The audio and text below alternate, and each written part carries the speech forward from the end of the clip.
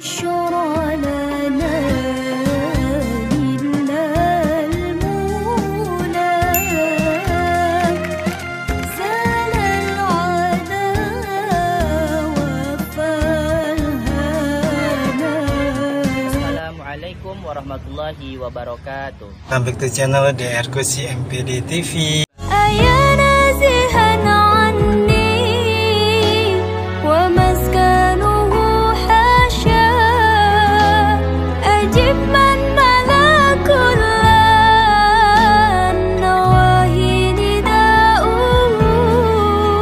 Biasanya saya rutinitas kegiatan di dalam kampus mengajar.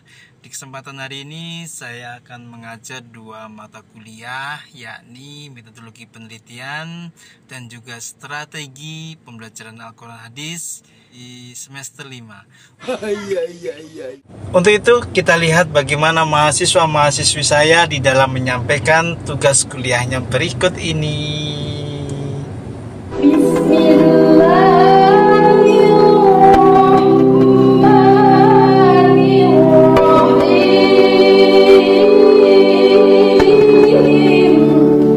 Curahkanlah di hati kami asma'u ya Rahman ya Rahim, agar anak-anak para mahasiswa kami, wabil khusus ya Allah mahasiswa STAI Sultan Syarif Hasim Siak, para wisudawan wisudawati hari ini ya Rabbal Alamin, mendapatkan rasa kasih dan sayangmu selalu ya Rabbal Alamin.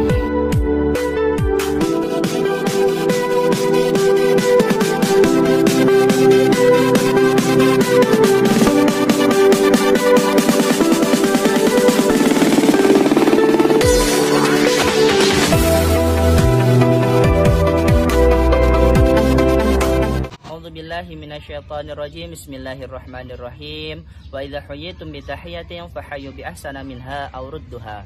Assalamualaikum warahmatullahi wabarakatuh. Alhamdulillahirabbil alamin wa bihi nasta'inu ala umurid dunya waddin, wassalatu wassalamu ala asyrafil anbiya'i wal mursalin wa ala alihi wa sahbihi rasulillahi ajma'in, amma ba'du. Pertama-tama dan yang paling utama, marilah kita bersyukur atas kehadiran Allah Subhanahu wa Ta'ala, yang mana Allah masih memberikan kita nikmat iman, masih memberikan kita nikmat Islam, masih memberikan kita nikmat kesehatan, sehingga kita masih bisa mengerjakan amal-amal solih di atas dunia ini. Kedua kalinya salawat beriringkan salam tak lupa pula kita hadiahkan buat junjungan kita Nabi Muhammad SAW. Allahumma sholli ala Sayyidina Muhammad wa ala ali Sayyidina Muhammad. Baiklah, tanpa memperpanjang mukadimah, perkenalkan, nama saya Romianto, Prodi Pendidikan Agama Islam semester 5A. Nomor induk mahasiswa 1214201970. Baiklah, di sini saya akan membuat video presentasi dari mata kuliah Strategi Pembelajaran Al-Quran Hadis dengan judul Strategi Pembelajaran Empirik Al-Quran Hadis. Mengajar merupakan cara-cara menyajikan bahan pelajaran kepada peserta didik untuk mencapai tujuan yang telah ditetapkan. Metode itu sendiri merupakan salah satu subsistem dalam sistem pembelajaran yang tidak bisa dilepaskan begitu saja. Oleh karena itu, salah satu masalah yang sangat memerlukan perhatian dalam kegiatan pembelajaran adalah metode pembelajaran. Pada awalnya, metode ini kurang mendapatkan perhatian. Itu merupakan suatu kegiatan yang sifatnya praktis. Jadi tidak diperlukan pengetahuan yang ada sangkut pautnya dengan pembelajaran. Sebagai sebuah proses yang sengaja dilakukan atau direkayasa, proses pembelajaran memerlukan sebuah perencanaan agar apa yang dilakukan dapat berjalan dan menghasilkan sesuatu seperti yang diharapkan.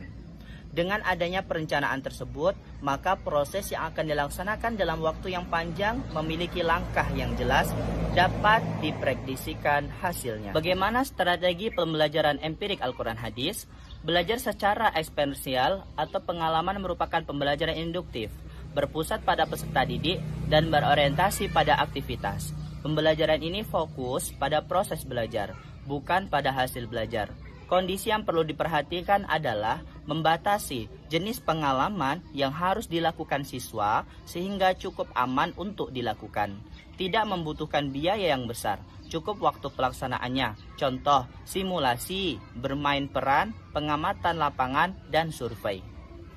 Experiential learning adalah suatu model proses belajar mengajar yang mengaktifkan pembelajar untuk membangun pengetahuan dan keterampilan melalui pengalamannya secara langsung.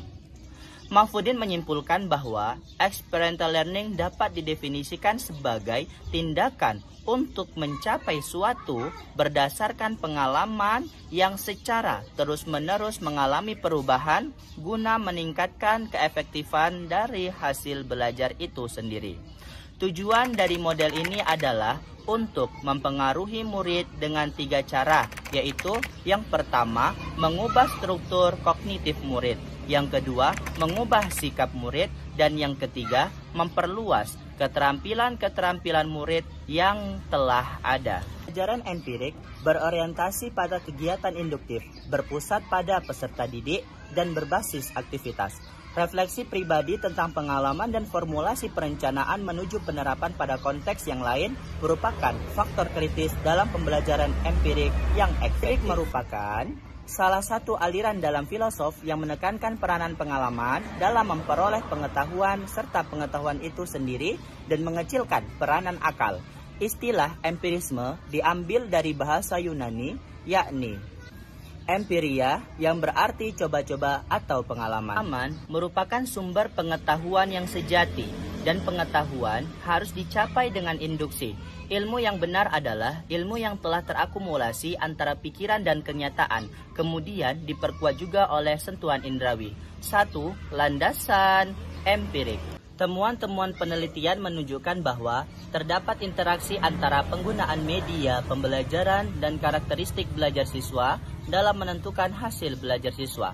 Artinya, siswa akan mendapat keuntungan yang signifikan bila ia belajar dengan menggunakan media yang sesuai dengan karakteristik tipe atau gaya belajarnya. 2. Pengembangan pembelajaran empirik.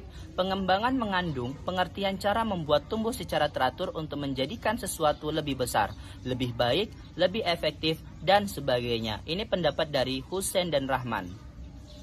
Seterusnya, Eli mengemukakan pendapatnya bahwa pengembangan sistem pembelajaran berarti suatu proses secara sistematis dan logis untuk mempelajari problem-problem pembelajaran agar dapat pemecahan yang teruji validitasnya. Jadi, dapat disimpulkan bahwa antara pengembangan sistem pembelajaran dengan sistem instruksional ada kesamaan dan keterkaitannya. C. Tahapan-tahapan strategi pembelajaran Al-Quran Hadis. Adapun prinsip dasar atau prosedur pembelajaran dalam strategi pembelajaran melalui pengalaman terdiri dari 4 tahapan, yaitu sebagai berikut. Yang pertama, tahap pengalaman nyata. Yang kedua, tahap observasi refleksi. Yang ketiga, tahap konseptualisasi. Dan yang keempat, tahap implementasi. A. Empiris pengembangan. Berdasarkan empiris berarti pengembangan yang berdasarkan pengalaman. Untuk memperoleh pengalaman, banyak kegiatan yang dilakukan orang. Salah satu contoh kegiatan yang bersifat empiris ialah penelitian tentang kurikulum pendidikan. B. Empiris yang telah teruji. Prinsip yang telah teruji senantiasa melalui langkah prosedur yang sistematis, pengamatan yang tepat, dan percobaan terkontrol. Kelebihan dan kekurangan strategi pembelajaran empirik Al-Quran Hadis. Pembelajaran empirik berorientasi pada kegiatan induktif, berpusat pada peserta didik, dan berbasis aktivitas. Refleksi pribadi tentang pengalaman dan formulasi perencanaan menuju penerapan pada konteks yang lain merupakan faktor kritis dalam pembelajaran empirik yang efektif. Kelebihan dari strategi ini antara lain adalah 1. Meningkatkan partisipasi peserta didik. 2. Meningkatkan sifat kritis peserta didik. Adapun kekurangan dari strategi ini adalah penekanan hanya pada proses bukan pada hasil, keamanan siswa, biaya yang mahal, dan memerlukan waktu yang panjang. Baiklah, demikian video presentasi saya yang dapat saya sampaikan dari mata kuliah strategi pembelajaran Al-Quran Hadis. Semoga bermanfaat bagi teman-teman semua. Saya akhiri. Assalamualaikum warahmatullahi wabarakatuh.